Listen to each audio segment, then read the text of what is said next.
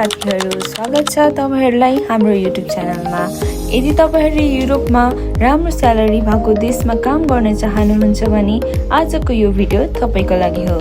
आज हाम्रो Poland work भिसाको जब demand, salary र एकोमोडेसन, वर्किङ आवर्स र एप्लिकेसन प्रोसेसको बारेमा डिटेल्समा कुरा गरौँ।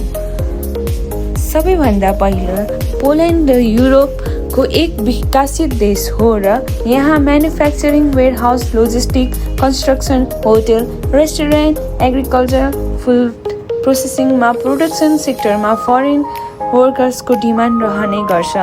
नेपालबाट पनि धेरैजना पोल्यान्डको काम गरिरहेको छ। अब स्यालेरीको कुरा गरौँ। पोल्यान्डमा स्यालेरी कम्पनी, सिटी, एक्सपिरियन्स र ओभरटाइम अनुसार फरक हुन्छ। समय रूपमा मन्थली ग्रोसरी स्यालेरी लगभग PLN 4600 देखि PLN 8000 सम्म वा त्यो भन्दा बढी पनि हुन सक्छ।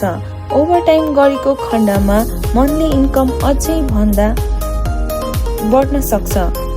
ट्याक्स र सोशल कन्ट्रिब्युसन कति कटिन्छ भन्ने कुरा कन्ट्र्याक्ट अनुसार फरक हुन्छ। वर्किङ आवर्स समय रूपमा हप्ताको 40 घण्टा हुन्छ र धेरै कम्पनीहरूले ओभरटाइमको पनि सुविधा दिन्छन् जसले इन्कम बढाउन मद्दत गर्छ। अब एकोमोडेसनको कुरा गरौँ।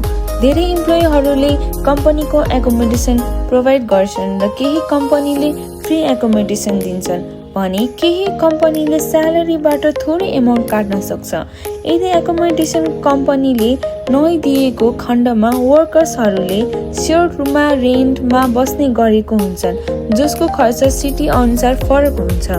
पोल्यान्ड वर्क भिसाको लागि तपाईलाई valid passport, work permit, employment contract visa, application fee and form, passport size photo, travel insurance र इम्बेसीले माग्ने अन्य डकुमेन्टहरू चाहिन्छ। भिसा एप्रुभल सधैँ इम्बेसीको निर्णयमा निर्भर हुन्छ। अप्लाई गर्दा अफिसियल इम्प्लोयर वा लिगली रजिस्टर रिक्वायरमेन्ट एजेन्सीबाट मात्र PR प्रोसेस गर्नु। सोसियल मिडिया वा फेक एजेन्टको भर नपर्नु।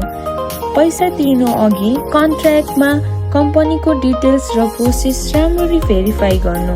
पोल्यान्ड पुगिसकेपछि मेहनत र डिसिप्लिन भए करियर ग्रोथको अवसर पनि राम्रो हुन्छ। बेसिक इङ्ग्लिस वा केही पोलिस इङ्ग्लिस सिक्नुस् भयो भने काम र डेली लाइफमा दुवै सजिलो हुन्छ। हजुरहरूलाई यो भिडियो इन्फर्मेसन राम्रो लाग्यो भने लाइक गर्नुहोस् र सेयर गर्नुहोस् र युरोपको भिसा, जब अपडेट, स्यालेरी र इमिग्रेसन सम्बन्धी लेटेस्ट भिडियोको लागि हाम्रो च्यानल सब्स्क्राइब गर्नुहोस्। धन्यवाद। फेरि भेटौँला अर्को इन्फर्मेटिभ भिडियोमा। Thank you.